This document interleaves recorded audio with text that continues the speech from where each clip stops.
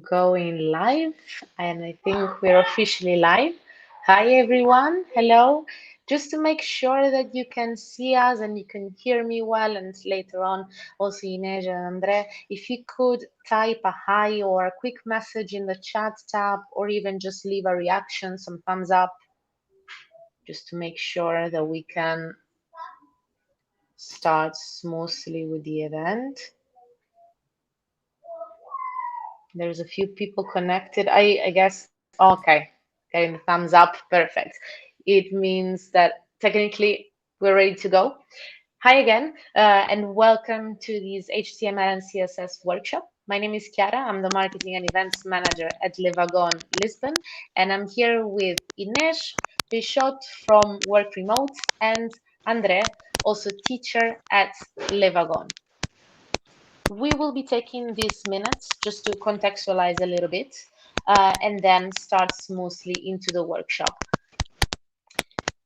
What is LeWagon? So taking a step back, this is one of the official workshops from LeWagon, in this case focused on web development. We are a coding school. We were born as a coding school with web development bootcamps, and throughout the years we have been evolving with other kind of courses in data, specifically in data science and data analytics, and we also explore everything that is hot and tech related at the moment, since from no code to marketing automation and so on. Our core product is web development bootcamps and data bootcamps as well, either on a full-time or part-time basis. And there's a lot of people who join us either to upskill, so to add some knowledge on top of their current skill set, or to make a radical change in their life, career wise, of course, or to launch their own product, let it be a startup or other kind of digital product.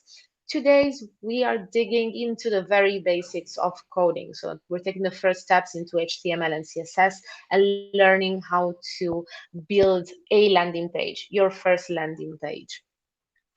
In this case, it's a pretty specific workshop, and we decided to partner up with Work Remote. So that's why we have Inês here, who's going to talk a little bit about Work Remote and the concept behind it. Why? Because we feel that coding, of course, is very much related to new scenarios of work, and specifically in this case, remote work. And we feel that this workshop could be, let's say, a little taste and a little trigger to unlock new work opportunities. Ines, I'll let you explain a little bit about work remote then. Yeah, so hi everyone. We at Work Remote, we're an online platform for remote workers, and our goal is to provide resources and training for remote job seekers. So that's why we decided to partner with LeWagon, because it just makes sense that we can upskill and learn new things and maybe start a new career or see what we are interested in. And yeah, we have a lot of exciting things happening. If you follow us on, especially LinkedIn, we have also newsletters. So if you're interested in working remotely, follow along, because we share a lot of resources. We have these kind of collaboration events, and we also are launching a jobs board where you can find a lot of remote work opportunities. So yeah, follow along, and I hope you enjoyed the workshop. Thank you very much, Ines. If you would like to share maybe the LinkedIn page or any useful links in the chat tab, meanwhile, that would be great, so they can stay up to date with work remote and what you guys do. Um, Going back to today's workshop. So here we have Andre, he's going to be the teacher of our workshop, former LeWagon alumni, so he also took the bootcamp and then became part of the teaching staff. He will guide us today into the very first steps of HTML, CSS. We'll be sharing some tips and doing some live code as well. And a few practical information before we actually start with the workshop. The workshop is going to last 1 hour and 15, 1 hour and 20 minutes, more or less. We will start with some theory and then put this into practice. But a kind of advice that I always give to the people who join us is do not code at the same time. Just listen carefully, take notes. Why? Because you will be having access to all these materials, to the slides that Andrea will be using to guide you through the class, to some exercises and challenges. So a lot of extra content for you to keep learning and exploring. And also you will have access to a video lecture. So you will have access to all of these material and more. And yeah, I advise you just to listen carefully and ask your questions. Take advantage of the fact that you have a live teacher with you today. And how can you ask a question? So here on the right, you have a chat tab and also a questions tab. I would advise you just to make Andrea's life easier and without the need to go and look for questions in the chat tab. I would kindly ask you to place your question in the questions tab. If you see a question that you would like to ask as well, you can just upvote it. So there is a little arrow close to the question, and you can click on that to upvote and make sure that the question will get answered. Let me see if there's any more information, useful information. No, I guess that's pretty much it. I think I've shared all the useful information, and then stay tuned. At the end of this workshop, I will be sharing the link to download all the materials. Thank you once again for joining us today. And yeah, Andrea, the stage is yours right now. Thank you. Thank you very much, Chiara and Inês, for this introduction. So, hello, everyone. My name is Andre, and I guess you're able to hear me. So, if you're able to hear me, please put us a thumbs up. But I think it worked before, and it's working now. Okay, perfect. So, I'll be your lecturer today, and I'll be talking to you about CSS and HTML, these two languages responsible for designing websites. So now let me go ahead and share my screen. Are you able to see? Now it's sort of a inception tunnel going on. Okay, perfect. So I can jump on to the slides, and here we go. So let's start. As Chiara said, any questions that you have, please put them in the questions part of the video. And halfway through the presentation, I'll take a small break to see your questions, and I'll try to answer them live. Okay? So we will today build a website from scratch. And we'll build a website just like this. Let me show you in Google Chrome. Oh, so this is, sorry. Okay, perfect. So it will look something like this website. This is what we call a home page or a landing page. Landing page, why? Because it's usually the page where you land when you go to a website. But before talking directly about the languages, I'll just need to do a small introduction on how the web works. So usually when we go to a website, what do we do? This is a question that everybody knows how to answer. We just go to this bar here, we type a URL, and then we're in a way sent to that website. But what is actually happening behind the scenes? So behind the scenes, we have our own computer in which we, in programming, we call it client. We have our client that through the URL is making a request to a server. This server will then answer us back with an HTML file. So this is how the flow goes. On our computer, we type a URL, our computer communicates, makes a request to a server, and this server answers us back with an HTML file. The computer then reads it and displays it, shows it to us. Now, what are the programs responsible for this?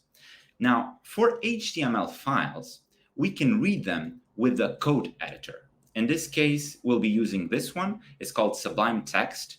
And think of a code editor as you think about a text editor. For example, Microsoft Word. When you want to write a document, you just open Word and you start typing. It's the same thing with Sublime Text and other code editors. If you want to write code, you just open this program and then start typing. To display this code, we'll use a browser. In this case, we'll use Google Chrome, but we could use Safari, we could use Firefox. There are some browsers, some very famous browsers. And then if we wanted, we're not covering this today, but if we wanted to host our website online, so on the server, we could use a server like GitHub. So to recap this developer tools, we'll need a text editor, so a code editor. In this case, we'll use Sublime Text. We're going to need a browser. We're going to use Google Chrome today.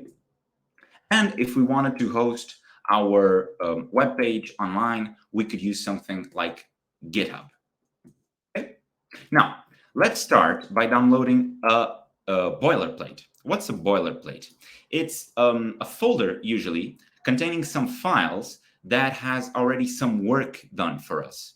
Now, again, when you're doing this at home and you have access to the slides, just pay attention because there's an error on this link. It's not HTTP, it should be HTTPS.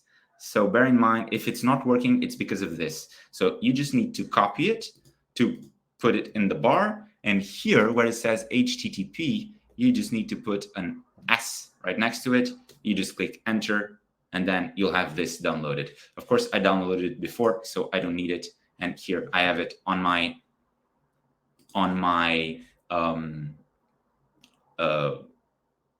oh, sorry, I forgot the word in English for this. I can only remember the word in Portuguese. Desktop is the word. So if I click on this zip folder, I will have then a folder here. It's called Landing Page Master. I can just change its name to Landing.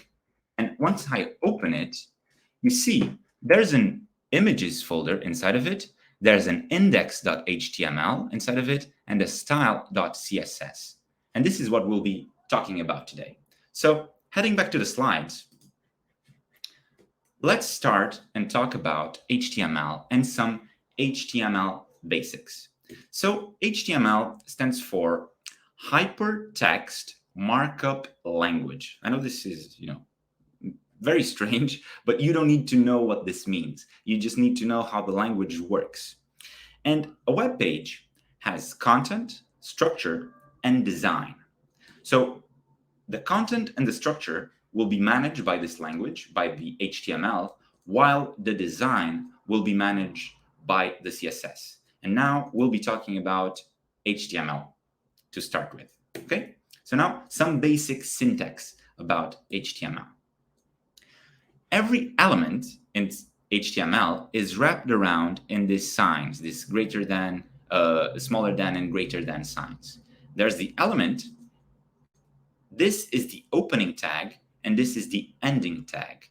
In between the opening tag and the element tag, you have the content. Now, you could also have attributes. Attributes come always in the opening tag. These attributes have values. Why is this important? Imagine that you're coding by yourselves and you have a question. You don't know how to answer. You don't have a programmer right next to you that you can ask to. So you just Google it.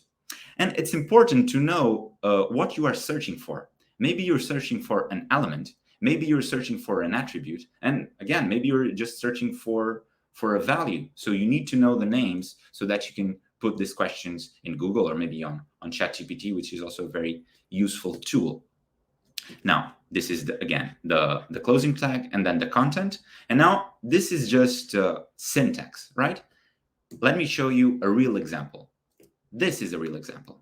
This is an A tag, and here the colors really help, right? So the element is the A, the attribute it's href, and then the value is this http ://lewagon.com.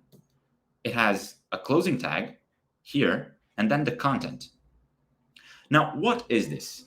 The A tag is the HTML for putting links. When you want to put a link, something that you click and then you're sent to a different page, you use the A tag. The href is the page where you want to be sent to after clicking. So you rendering this HTML, you would have something like LeWagon, a clickable element that once you click, you're redirected to this page. And this is how we do that in HTML. Now, HTML files have a sort of skeleton. And this is how it's done. You start out by specifying first the opening tag of the HTML and the closing. Inside of them, you'll have the head, and the head is responsible in a way for the intelligence of the page.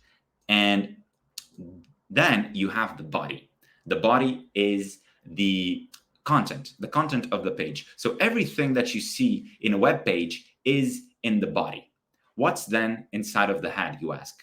Well, some things like the title come in the head. Some things like metadata. Metadata is something like in Google. Let me show you. Whenever I search for LeWagon on Google, Google gives me these answers. And there's also some text over here, right? Some text over here. Google is not making this up, and it's not grabbing this text. Oops, sorry.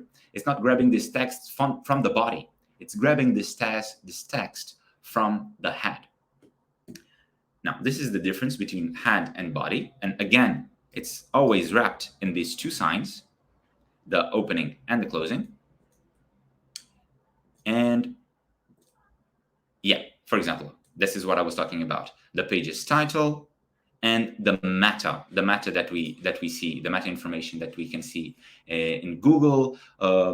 When you put some links in, let's say, social media, if you remember in Facebook, where you put just a link, maybe to a song, maybe to a YouTube video, there comes some text with it. This text usually comes from the head of that HTML page. Okay.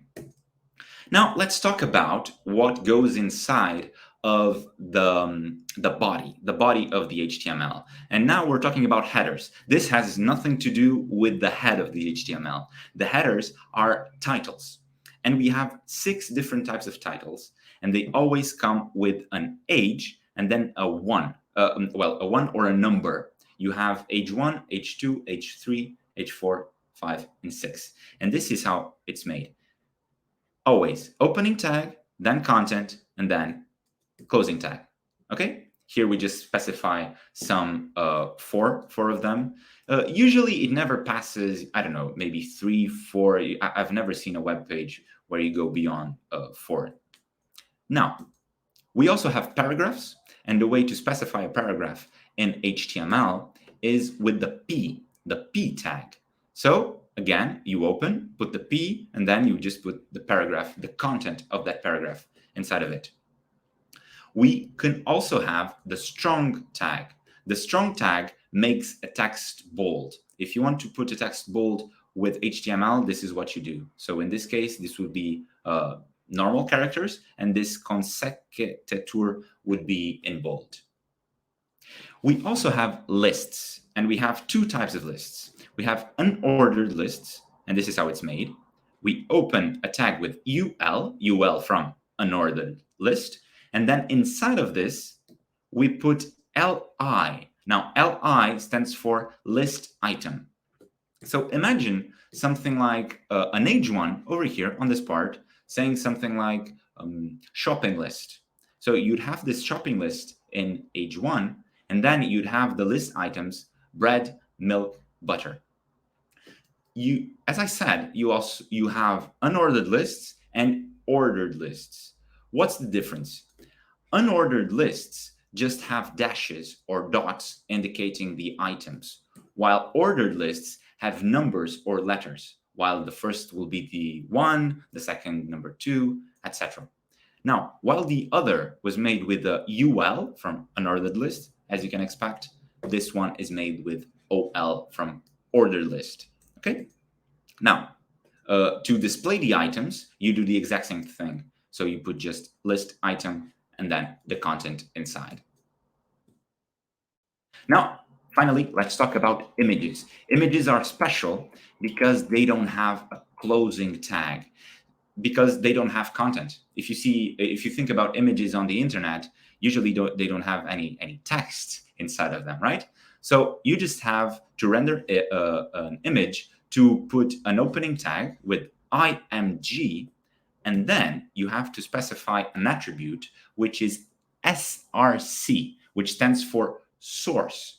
So this source could be an image inside of your computer or something online. So this is where you put that URL. In this case, it's an image located in the person's computer, because this is how we describe them in those types of images. We could also have an alt. Now, an alt is a sort of alternative name. This is not shown on the picture, and later I'll show you an example.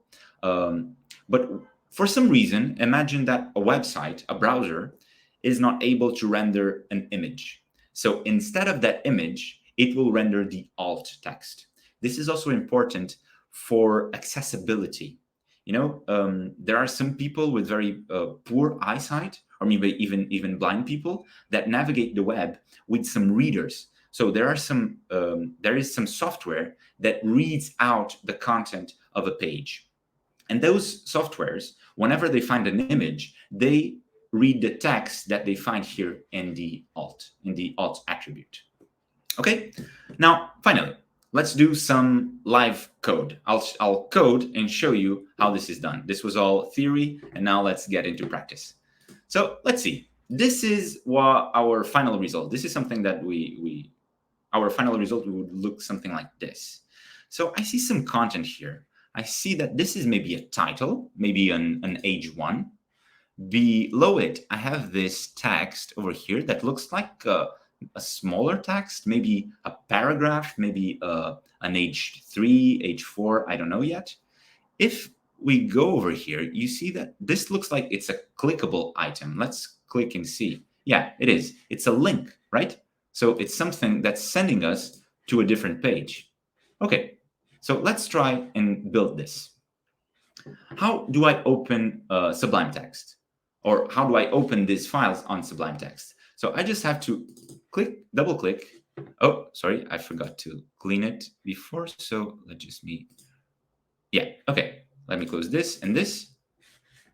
And now I have Sublime Text here opened. So I just have to click on my folder. Remember, the folder with the boilerplate with everything, with the index, HTML, and the style.css. So I can just drag and drop, and everything is opened on Sublime Text. You see? The images folder, and as you can see, these are the images that are being shown on our final page.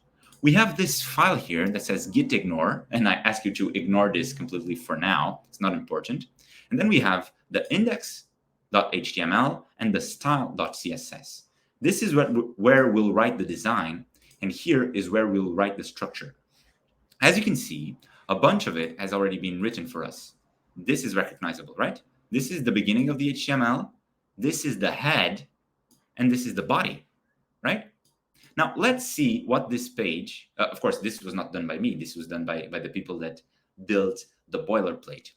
Let's see what this page looks like at the moment with no code whatsoever. So how can I do that? I just need to open my folder and drag and drop the index.html to my browser. And this is how it looks. Since there's no content on the body, it's empty. If I go to the body, in here, let's say I want to write an H1. And the great thing about programs like Sublime Text is that you don't write everything, You don't have to do some things like this and then closing. This would be very tedious. Instead, you could just write H1, then press tab, and it automatically fills it out for you. So I can write something like, hello, everybody. And I need to save this file, so I can come here and save. Or on Mac, I can click Command S to save it. So I save it. I go back to my browser. I refresh it. And here we go. This is the H1 that I'm putting here. So I can say, hello, class. Save it. Reload this page. And this will automatically change. OK? So now we need to code this. Just the structure of this part. Now, this, as I said, looks like an H1. So I will just copy this text and I will drop it here. Oh, something that's important to mention. You see these parts over here, right? Banner section, card section, and then footer section. So this was put here for us by the people that build the boilerplate. And this is what we call in programming comments. You can see that everything else is as a color, right? It is colorful. This is green, this is purple, and this is grayed out. So comments usually are not code. Comments are plain human languages, Portuguese or English or wherever, that the computer ignores. So it's parts of text that you put inside of your code for other humans, not the computer, but for other humans or yourself later on to identify parts of the code.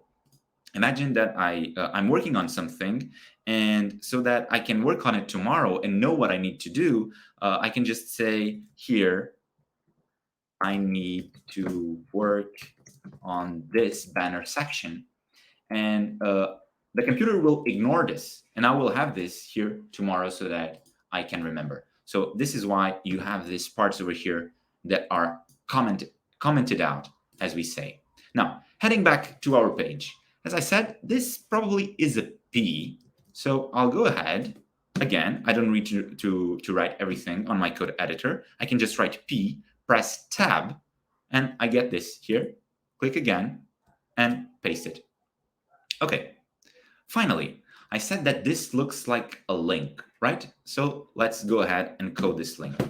If you remember the tag for links, it's A.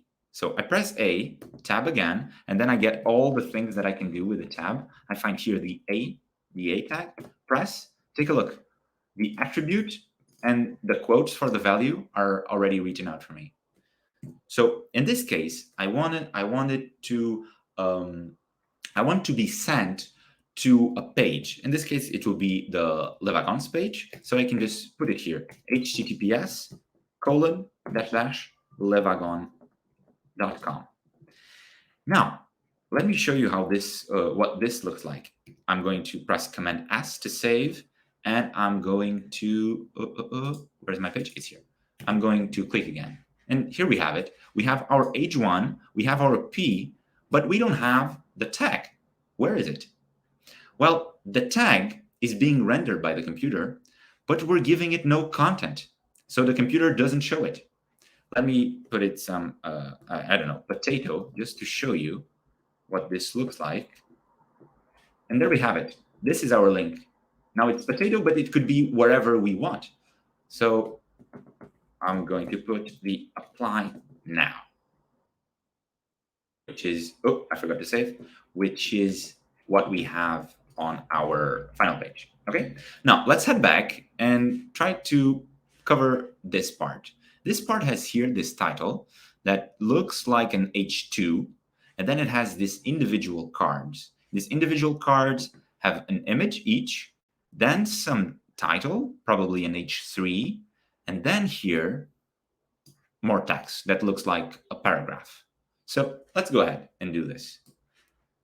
I'll copy this, and here in the card section, I'll put an H2 and paste this code, paste this content. Then we have this image over here. And if we go to our images folder, we can find it here. It's this one, right? And this one correspond to this one and this one, right? So to render an image in HTML, I can just do img, press tag, and I get already the source attribute played out for me. So the name of this image is shanghai.jpg. Let's see what this looks like. Shanghai.jpg. Okay. Let me save this, and let's go over here. So it's written here, discover our campuses as we wanted, but our image is not being displayed. Why? Did I make a typo? Let's try and check it. Probably not. Shanghai. No, I didn't. So what did I do wrong? This index HTML is going to look on the folder that it's located for a shanghai.jpg to render, but it's not finding any, because the folder, the image is not here. It's inside of this folder over here. that's called images. So I need to specify images / Shanghai, and now this will work. Okay? Now, just to show you what the alt does, so I can put here Shanghai image, and let me make a typo. Let's take out this H. So whenever the computer is not able to render that image, it will show the text, right? The text of the alt. But when it is able to show it, it doesn't show the text, okay? That's why sometimes it comes in handy to put this attribute. Now, let's see what else. We have this, Shanghai, that's probably an H3. There. And then we'll have a P that says, learn to code with us in Shanghai. Okay, P, tab. Okay, if I refresh my page now, I'll have that information. Okay, this is perfect. So now I know that these cards over here will be the same with a difference. This is the London image. Here it says London, and here it says London. It's the only difference. So now I can copy this and paste it, and then just change this to London. So I can click on Mac, Command D, and it will find the next item that looks like what I've selected. So take a look. This is selected, now this is selected, and this is selected. And this is selected all at the same time. This is very, very helpful because I can change them at the same time. This is why code editors are so cool. Now, if I save this and refresh our page, let's see, it's here. So perfect. Let's do the same for Paris. So Command D, Command D, Command D, and here I just say Paris. So I save, exit, and once I refresh, there we go. It's there as well. So there's just this part missing. It looks like the same as this, right? So let's just copy this, and here in the footer section, I'll just say P, and then paste this. So now when I head back to my page, I think I didn't save, and refresh it. There we go. So believe it or not, the content of this page is the exact same of this page. The only difference is the style. The style is completely different. That is true, but the content is the same. And you might think, well, what about this image? Now, this image is different than these ones. These ones are being rendered directly on the HTML, while this one will be rendered in the CSS, and we'll take a look at this later, okay? So now let's head back to the slides. And now we'll talk about CSS. So this is the halfway of our presentation. So let me head back to our questions and see if you have any. Oh, nobody has asked the question yet. So I think, is there anything? Oh, okay. You put some questions in the chat. So let me take a look at it. Archive. Oh, okay. You meant what I was showing. Sorry. Carl asked, where can we get what you are showing? So on the slides, you'll be having access to these slides later on. There will be a link to download this zip file, and that's the zip file with all these files that I've been working with. Okay. Okay. Carl is typing. So no questions. I'll keep going. Okay. Perfect. So let's now talk about this design. As we saw, a web page is made of content and structure, and the HTML takes care of that, but it's also made of design, and that's where CSS comes in handy.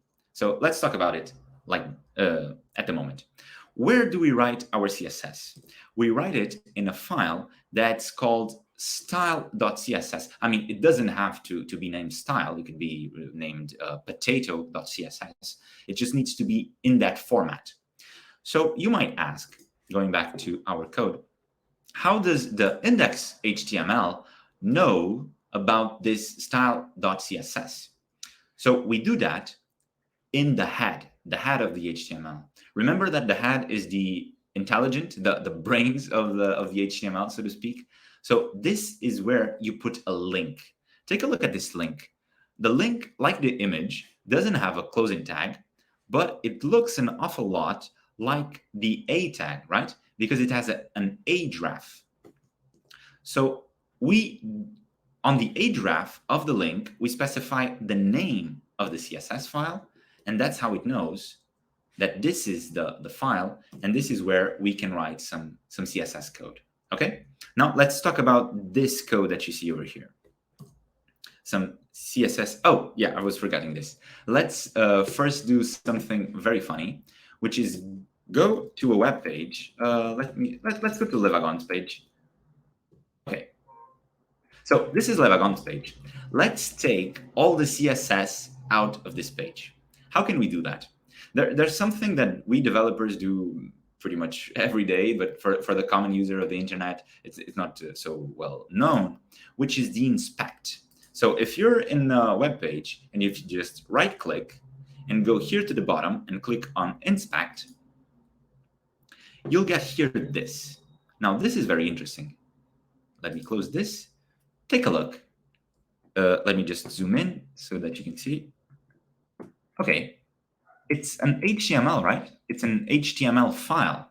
It has a head, it has a body, and, well, it's actually this HTML file that is being shown, that is being displayed. So I can go here to the head, and let's try and find for the link that is connecting to the CSS. It should be something like link where it is. So this is a link, another link. Well, it's here somewhere. It should say style sheets. Okay, there we go. It's this. So this is the link that's linking to the CSS. As you can see, this is a .css file. So if I take this out, all the CSS will be gone from this page. Let me show you. Bam, gone. So pretty amazing, right? All of it was gone, and this page just looks awful now. Now, you may be asking, did I break this page? Yes, on my computer. On my computer, on this file, I broke it. But if we go back to those slides that explain how the web worked, you might remember that once my client, so my computer, makes a request to the server sends me that HTML again. So simply by refreshing the page, everything goes back to normal. Okay? So if hacking was this easy, we'd all be hackers. So let's head back to the slides.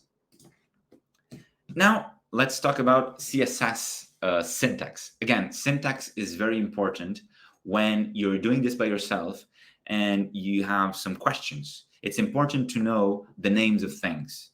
So it starts out with a selector. Then you put these curly brackets here and here.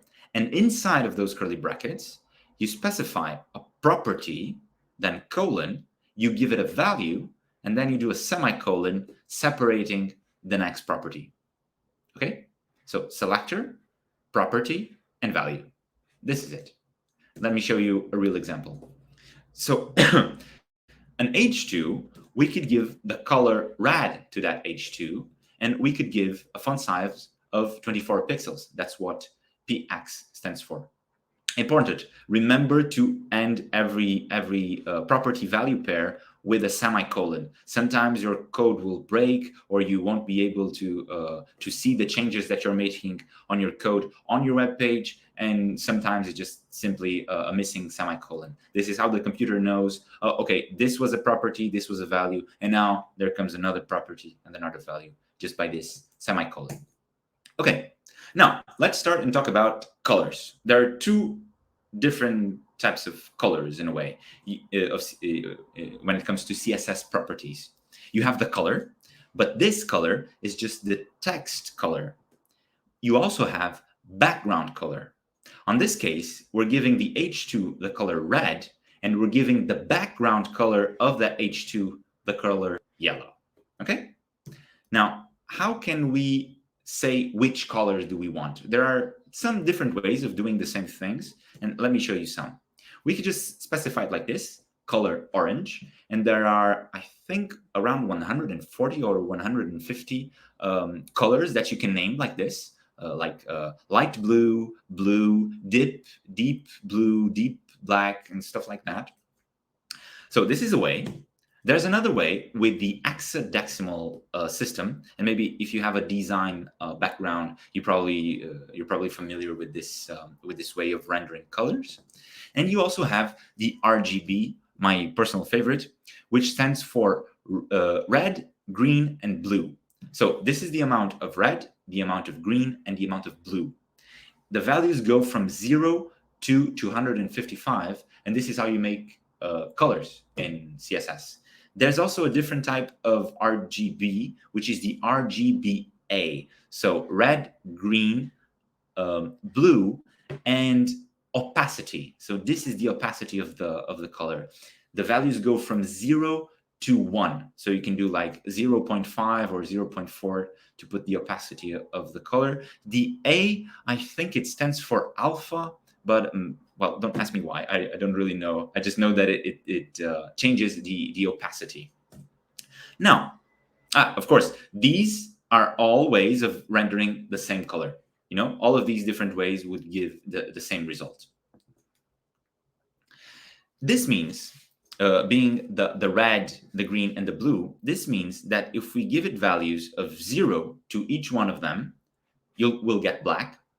And if we give the maximum value to each one of them, which is 255, we will get white. So this is the way of doing the black color in RGB, and this is the way of doing the white. Now, we could have a sort of darker gray if our values get closer to 0, and we could have a lighter gray if our values get closer to 255. So this is a way of doing the grayscale in RGB. Just bear in mind that you need always to have the same values on the 3 colors. Otherwise, you'll have a color that's more green or more blue, and etc. Okay, let's move on and talk about font family. You can define a font family like this. Just specify the property font family, and then you can just type it out. In this case, Times, Arial, and Courier. We can also talk about font size. So we can define it to a specified number of pixels. I'm sorry,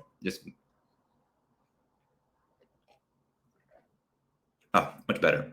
Now, we can also talk about line height, this property.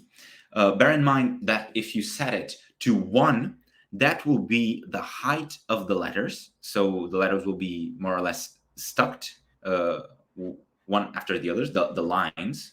In this case, as you can see, this is 1.6. And you also have letter spacing. Letter spacing is really cool when it's well done. And it's usually used for titles and for dynamic the letters and things like that. So let's talk about font weight as well. Font weight is this property that goes from 100 to 900. 100 being a very light font and 900 a very bold font. There's also a different way of doing this by just writing the word lighter. So it's this command that gives you a light text, and there's this one that gives you a bold text. So lighter for light and bold for bold. You know, CSS, sometimes it's a very, very intuitive language. Moving on, we can also talk about decoration and alignment. Do you remember this? This is the A tag, right? If we go back to our page, let me show you our A tag. Now, our A tag is a bit different than the others, right? This is the H1, this is the P. There's something happening here, which is default behavior from the browser. Now, whenever the browser sees a link, so an A tag, it will put it with an underline color, and it will put it in blue. Once the link has been clicked, it will change from blue to purple. And this is default behavior. But sometimes, you don't like this and you want to change it. How can you do that? With style on the CSS. So you grab that A and you say this, text decoration, and then the value will be none. And this is the change that you'll see from this to this. Okay. Talking about alignment, if you're used to Microsoft Word, you're familiar with this, right? Text align center. This centers the text, but you can also justify it like this. Text align, justify. Okay. Let's move on.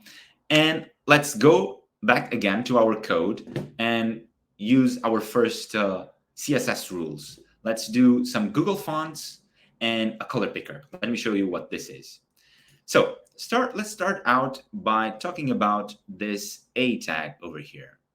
I see that it has a very cool background color, right? So let me go to, let me go to my CSS and start by coding this A tag's background color. So I can go here and say background color, and I know it's some sort of blue, but I actually don't know what kind of blue is. I could write blue, but this blue will not be this one. So how can I know which tone is this? There is a very cool Chrome extension, which is called Smart Color Picker.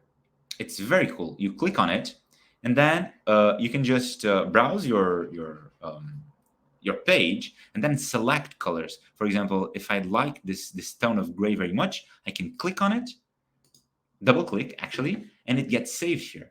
So I can grab it here and then click here on RGB, and it gets automatically copied to my clipboard. Now, I don't want that. I want this blue. So I click on it, double click, and then I have it here. And I have here the in RGB. So I can click on it, go back, and then instead of this blue, I want to put this tone over here. Let's see what changes does this make to our page. So let me refresh. I think I copied the gray. Let me head back. I think it's this one. Yeah, okay.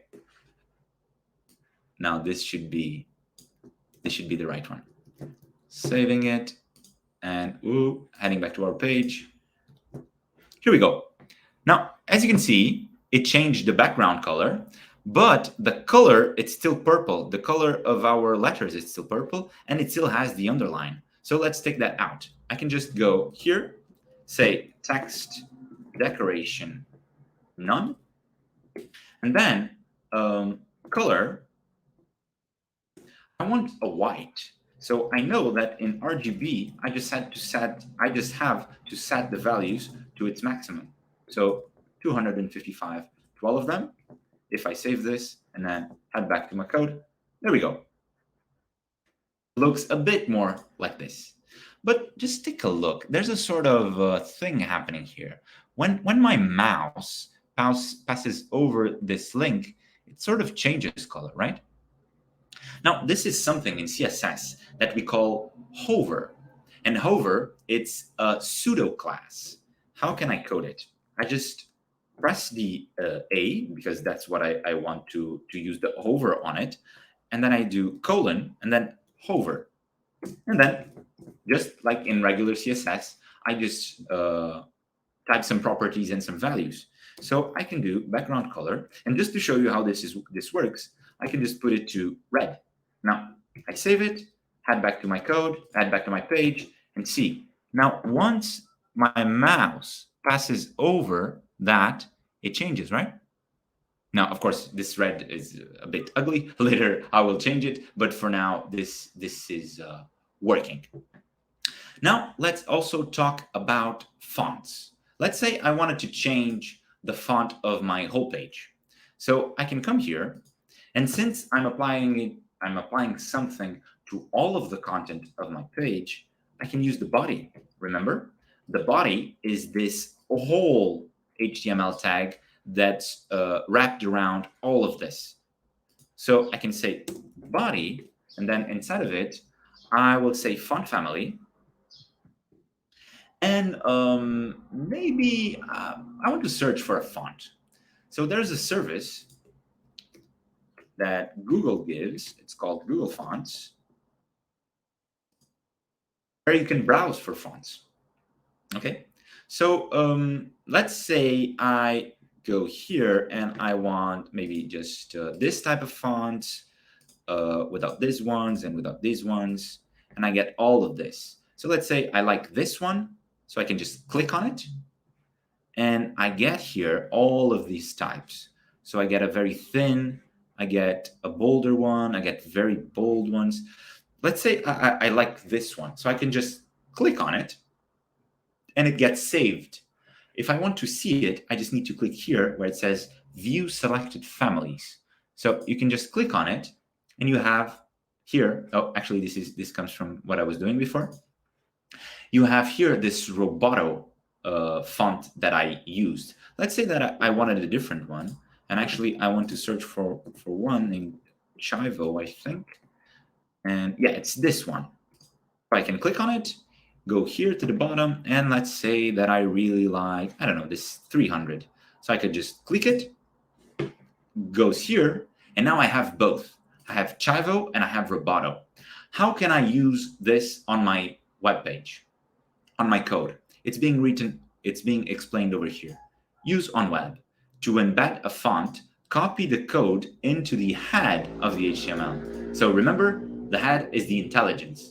So I can just click here, copy all of this, go to my code, to my HTML, and on the head, I can just leave this here. This will be where the linking is happening. Of course, whoever built the boilerplate already did this for us, as you can see over here. So it has a comment, it says, change these Google fonts with your own choice. And they already made some Chivo and another one called Overpass. So actually, I will stick for those two. I don't need the others. I just showed you this so that you can, well, grab some fonts that you like for your own web pages. Okay, so now heading back here, let's say that I want to change my whole font to Chivo. Let's see what this looks like. So I save it, refresh it. It changed. It changed, but let's say that for this specific H2, I wanted something else. The great thing about CSS is that you can overwrite something. So this line over here is setting the font for all of the body. But if I want to be a bit specific, I can say the H2 is, the font family of this is actually, what was the name of it? I think it was Overpass. Let me just confirm it. Overpass. Okay, perfect. So if I save it, let's see if this changes when I refresh it. It did. Well, the fonts are not that different, but this was just to show you how you can apply different styles in your page to different parts of your HTML. Let me just check my cheat sheet to see if I have everything. And I think, yeah, okay, I was forgetting something. Yeah, good thing that I checked it. Let me just set here something. I will put this here. I will explain it later, I promise, but I will just put this here so that I don't forget. Okay, let me save this and let's head back to the slides. Okay, let's continue. Actually, since there were no questions previously, let me check if there are any now. Okay, there's a question, great. Thank you. For the CSS part, are you just linking it in the editor to the location of the style.css file in your computer? Thank you, GR, for your question. Yes, exactly. So it's the location on my computer. Bear in mind that this index HTML, it's on this file.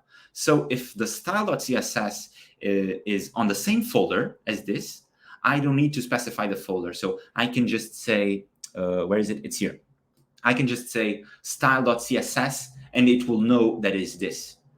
Now, imagining that it was stored in the images file. So I would have to do something like this, images./style, just to point it out where it was. Okay, now let's head back to the slides and let's keep on.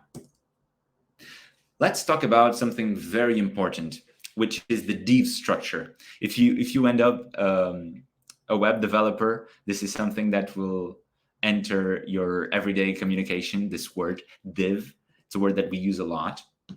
And let me use this example of this Airbnb page here to show you what I mean.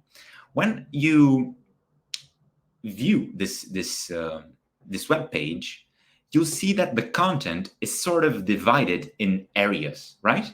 You have here this first area where you can put, the city and the time and the number of guests. You have here this part where you have some images with the apartments. And then here you have a map. So these areas in the HTML will be divs. And div stands for division. So there will be one at the top, one here, and wrapping all of this, and then another one here. But then if you pay close attention to the cards, to these images, they look like they're divs in themselves, right? This is a div, and this is a div, and this is a div, and so on. So that's exactly what's happening. So all of these are divs, and these are divs inside of a div. And trust me, you'll have divs inside of divs inside of divs inside of divs. This happens a lot. Okay, but now let's make it simple, and let's talk about some properties that you can give to divs. We can talk about width and height, and these are properties that correspond to the x-axis and to the y-axis, width and height. I think it's intuitive what they do. Here we're just setting it to some specified number of pixels. We can also have margin and padding. Now, think about margin as the external space of something, and padding as the internal space. I know that on the beginning, this may sound a bit confusing and maybe too abstract, but the more you practice, the more you get used to it. And yeah, just for now, just think of it as external space, here, the margin, and internal space, the padding. The margin is being set to 30 pixels, which means that on all sides, it will be 30 pixels. But here, we're specifying 10 pixels and 20 pixels, which means that top and bottom will be 10 pixels, left and right will be 20 pixels. Okay, let's keep on and talk about border. This is the way that we specify a border in CSS. We just say border, and then we specify the number of the width of that border. Then we specify if it's a solid border or a dashed border, and then the color of the border.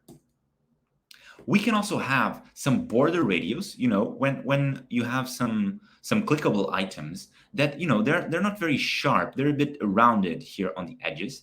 This is the property, the CSS property that's taking care of that. It's called border radius. In this case, we're setting it to 5 pixels.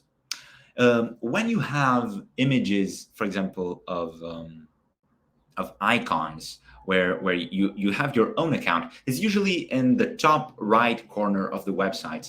You have your own picture, and it's usually this perfect circle, right? This is how we do perfect circles in CSS. We just have a square image, in this case, 300 pixels per 300 pixels, and then we give it a border radius of 50%. We can also add box shadow, and this is here, you're seeing the example of a box shadow. We need to specify the number of pixels that we want to go to the right, the number of pixels that we want to go to the bottom, then the blur, it's this 30 pixels that you see over here, and then the color of the box shadow. We'll later on use this box shadow, and I'll show you in action what it does. So now let's add some divs to our HTML. So let's head back. Now, this won't be the most fun part of the live code, I promise you, because it's just me adding divs, but I will talk you through it. So I'll just click div and then click the tab again. And Sublime Text is smart enough to know that it will create me a div. So I can do it like this. Now, a very important thing is to indent, what we call indentation in HTML. Now, what is this? Indentation is the same thing as spacing. You see what I'm doing here? I'm giving some space. This div, all of this content, and these are the cards, are inside of this div. So when something is inside of something, we just give some space. The convention is two spaces or a tab. So if you just click, oops, if you just click tab, it will give two spaces to that element. And if you want to take out two spaces, you can just do a shift tab and it will take it out, as you can see here. Now, bear in mind that this is something that only humans care about, because computers won't care about this. This could be all poorly indented like this. It could be like this, and it would still work. But for us humans, it's much easier to read code like this. So this is why it's very important to indent well. And trust me, the more you get used to it, and the more you read code that yourself have built, you'll see the need of doing this indentation properly. So I did this div for the cards. Now I'll do a div for each one of the cards. So if you remember from the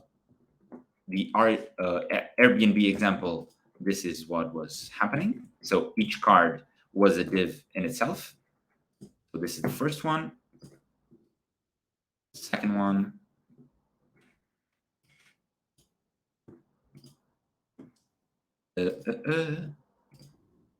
okay, last div.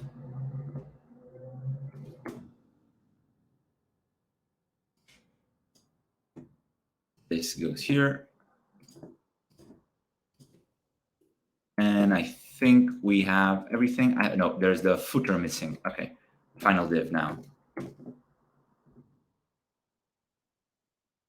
Okay.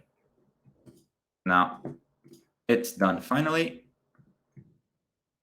Okay, so all of this is now with divs, with divisions. Let's see what this looks like in our page. So if we head back here, let's see here and refresh it. Nothing happened, right? Now, this is great because I didn't specify anything here. I just put them inside of divisions, which means that now in our CSS, I will be able to apply style to each one of these divisions individually. And that's what I want, okay? Now, seeing this page over here, if you remember this image, I told you that it was being rendered with CSS. And if you pay attention to it, it looks like the background of something, right?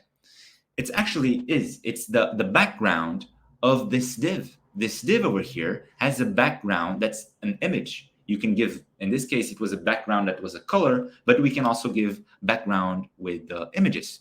Let's try and do that. So we go back to our CSS and we do something like this, div, then we open the curly brackets, and then we say background image. And this is how this particular property works. We have to specify a URL. We open parentheses. Inside of those parentheses, we specify the location of the picture. Now, if you remember from the other images that were being rendered on the HTML, it's here inside of our images folder, and it's here on the background. So I can just do it like this, images/background.jpg. Now, there's a problem with this, now that I think about it, because I'm applying it to the div. If I head back to my HTML, take a look. I have a bunch of divs. I have this one, I have a div for each one of my cards, I have a div for the footer, and I don't want to apply the same image to all of the divs. So how can I apply some style to specific parts of my HTML? Let's head back to the slides so that I can show you. So we can do this with ID and class. ID and class are things that we put in the opening tags of the HTML. So take a look at this HTML. There's an image here, and there's an unordered list with all of these list items that are images, okay? How can I resize the logo, only the logo? If I do something like this in the CSS, this won't work because this style would be applied to all of this. So that's not a good idea. The best thing is to give it an ID. And how do I do it? I just say ID as an attribute and then say logo. And on the CSS, I can do this, hashtag logo, because it's an ID. Now, if we want to apply some style to all of these images, we can use instead the class. So we say class, and then we give it a name. And on the CSS, we say dot that name that we used, and then we give some style that applies to all of them. Now, this is very useful because imagine that you want to change the style of, I don't know, 30 items. And you would need to write those 30 things on the HTML, on the CSS, right? Border radius 50% for this, border radius 50% for that, etc. This way, you just specify a class on the HTML, and then on the CSS, you just have to code it once. And this is how it works, okay? Now, the big difference between class and IDs is that class is used for something that you're going to reuse. It's something that we use all of the time, actually, classes. And IDs are just for small adjustments, which means that 90% of your CSS is going to be done with classes, and just maybe 10% will be done with IDs, okay? Now, this is the naming convention for classes in CSS.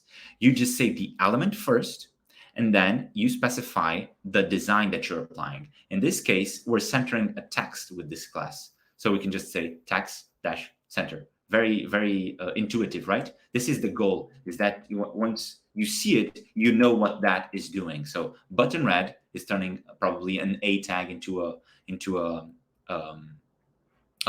red with a red background, list inline, image circle, and form horizontal. Form is something that we call in web development developing to let's say that you're booking a flight and you're putting the days, and you click, and then there's a sort of calendar that drops down, and then you select, and then you click on select this. That's a form, and usually that form is vertical. If with CSS you transform it to an horizontal, you would call that class form horizontal. Okay. Now let's finally design all of these classes. So we have the banner, the button blue, the card white, container, and footer. Let's go. So we already have the classes, the divisions made on our CSS. We just have to give it some classes, right? So this one, the class is the banner. So I can just go ahead and do it like this. Now I'll select this to copy and paste it here. This one is the div that's wrapped around all of the cards. So I'll call it cards. And then this one will be each singular card. So I can do it like this, card. And I'll paste it here. Now, bear in mind that I'm putting this class inside of the HTML tag for the div only, okay? Now, you could apply classes to images, to H3s, to whatever. But in this case, we're just doing for the divs. So finally, we do it for the footer as well. Okay, so now let's go back to our CSS. And this is the image that we want to change, right? So instead of applying it to the div, I can apply it only to the banner. And finally, see that result. So if I refresh it, oh, maybe we have a problem. Images, background, JPG, okay. Banner, background image. Typos are a very common problem. Oh, I know what's happening, is that I'm saving the CSS file, but I didn't save the HTML file. So it doesn't have the classes that I just added. And that's why it was not being rendered here. So yeah. So there we go. This is our image. Now it looks awful, but it's there, right? Now there's something that I notice is that our text is here, but now we can see it because the image has a darker tone. So let's change the text inside of the banner. How can we do it? If I do something like P, and then I want to change the color to RGB 255. If you remember this, this is the white, and save it. I go back to my code, and this is great. Now, this is white. But if I head back here, down here, I see that I made a mistake because it changed all of the P's on my HTML file. And I don't want that. So how can I apply this style just to the P inside of the banner? Very simply, I can just do dot banner, oops, then space P. And this is how it goes. First, it goes to this class, and then it goes to the P. So it will go only to the P inside of this banner and then apply this style. So if I head back here, now this has the color white, and these ones are black. And this is exactly what I wanted. Okay, that's perfect. Let me do the same thing for a banner for the H1, which is our title. And there we go. So this is white, this is white. I think that we need some internal spacing, right? Here at the top and at the bottom, I think the image is too small. So to our div of the banner, I will have some padding, and I will have some top and bottom padding of 150 pixels and 0 pixels to the left and to the right. And I'll show you the result of this right now. Much better, right? Now I see that the image is not being rendered very correctly. So I'll give it another property that we didn't talk about, which is background size. And I'll say cover, and I'll show you what this does now. You see? Now it's much better. Now, probably I want this over here to be here in the center. How can I do it? I have this banner P and this banner H1, and I'm giving it a color here. So maybe I can just do here the text align center, and this will center my code over here. But look, our button is over here at the left. How can I put it here on the center? Now, if I apply the same principle, so if I say dot banner A, so to go to the A inside of this banner and to apply this, it won't work because A's don't behave as P's or as H1s. They have their own thing going on. So a way that we can go around this is just to make a new div. So we can make a div around of the A, and this div is the one that will be centering. And now this will work. Let me just call this class, let's call it button blue. Oops, button blue. Okay, now here instead of A, I can say button blue. Save this, and whoops, now it's not working. I forgot to save again. Okay, and now there we go, it's centered. It's still with that hover ugly effect, but we can change it later. Okay, let's go and write the code for our cards. So on the CSS, we already have the card class. So on our CSS, we can address it. So card, and if we head back to the final, our objective, I can see that there's something around the cards. It looks like a border, but it's not actually a border. It's a box shadow. And if you remember from the slides, this is the way to code box shadow. First, you specify the number of pixels that you wanted to go to the left, to the right, I'm sorry. Then the number of pixels that you want to go to the bottom, then the blur, and then the color. So I'll just put a solid black over here to see what's happening. So 0, 0, 0, saving and refreshing. Oh, not this one, this one. Oh, okay, there we go. It's like this and here, but it doesn't look exactly like this.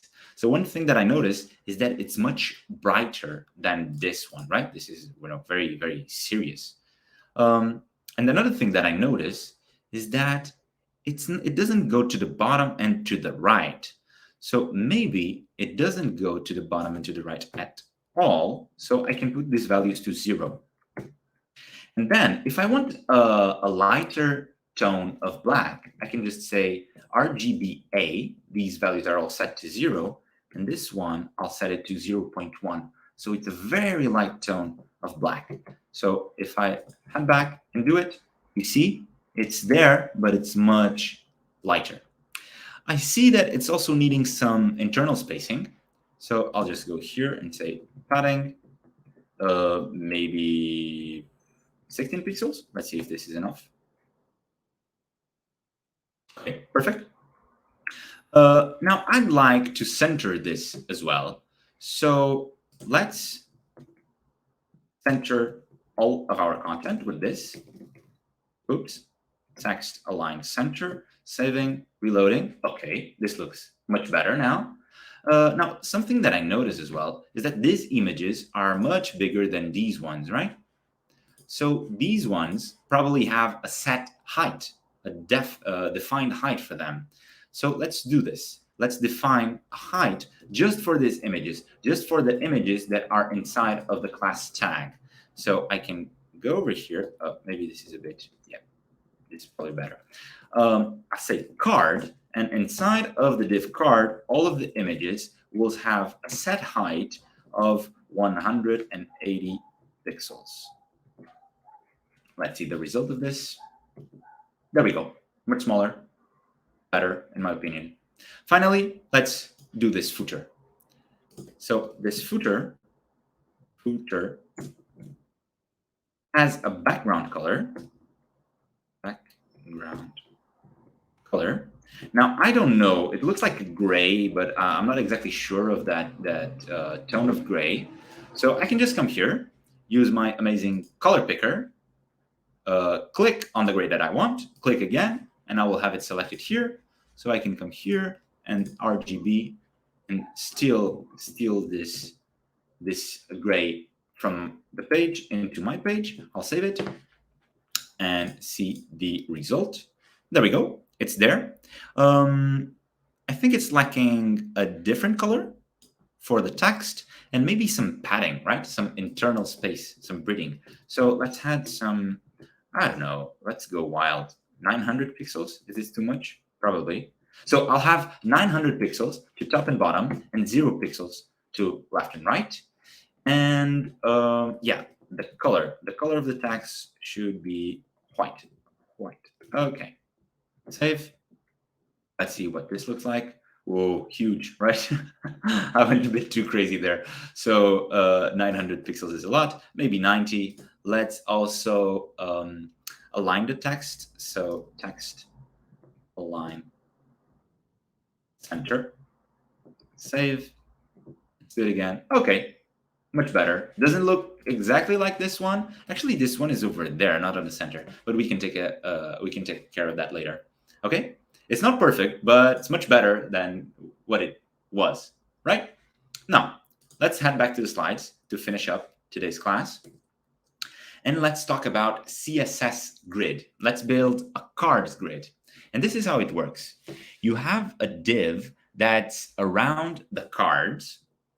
You say this, display grid, and then you set another property, which is grid template columns, and you say 1FR, 1FR, 1FR, 1FR.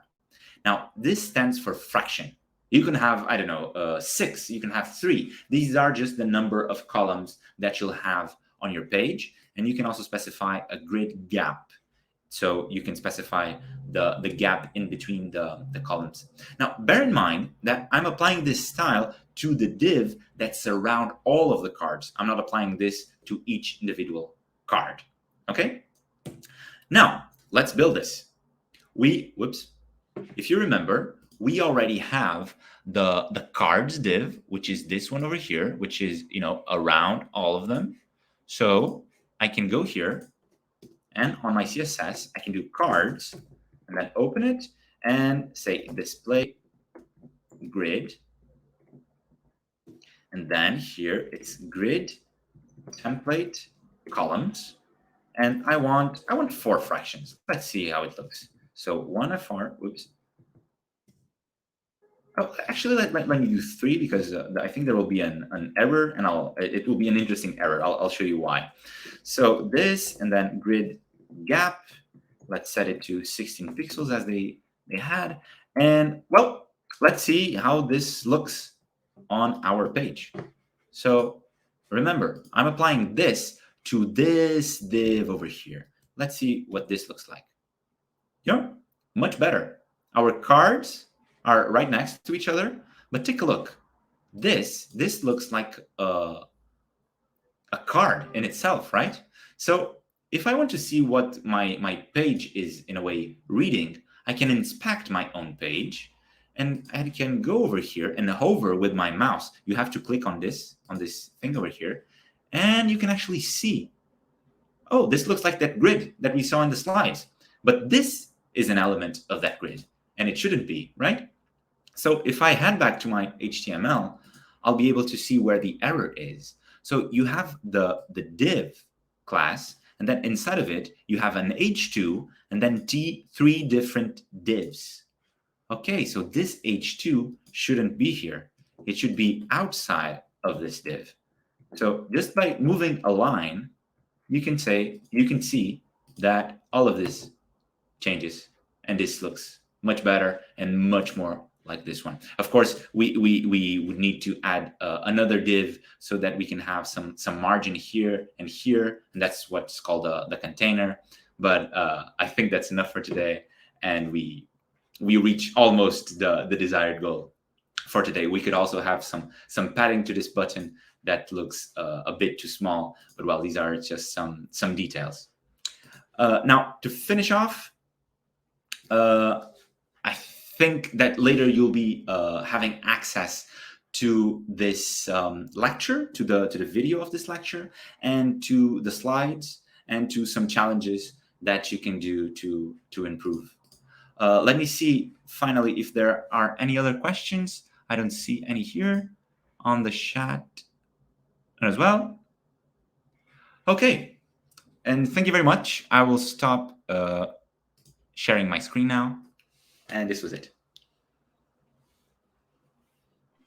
Amazing. Meanwhile, I was just creating the message that we usually send with the link to our Learn platform, which is the platform where you can access all of our materials, including this one, and a token. So you just need to click on the link and then insert your token. If you are already a user of this platform, so if you have already taken part in one of our workshops, you might need to log out and then log in again with this token to make sure that you will add this content to your pre-existing library. I guess it was all clear. There was no questions, no major doubts, and I think also thanks to Andre, who made a very clear and detailed explanation to take your first steps into web development, in this case, in creating your first landing page. I really hope that it was a good inspiration for you to be able then to work on your own projects, work on your own landing page, and who knows, maybe use these skills to create a new future and a new career. Let me share just once again, so that it doesn't get lost in the chat, the link to access to our platform and the token. I'll put it here again, just to be sure. In case you have any questions, feel free to reach out to us, and let me also share the link if you want to get in touch with LeWagon and specifically the Lisbon team. Once again, I would like to thank Andre and Ines as well for being with us today. And yeah, I really hope that you enjoyed today's workshop, and I hope to see you soon online or in person. Thank you very much. Bye-bye. Thank you very much. Bye, everyone.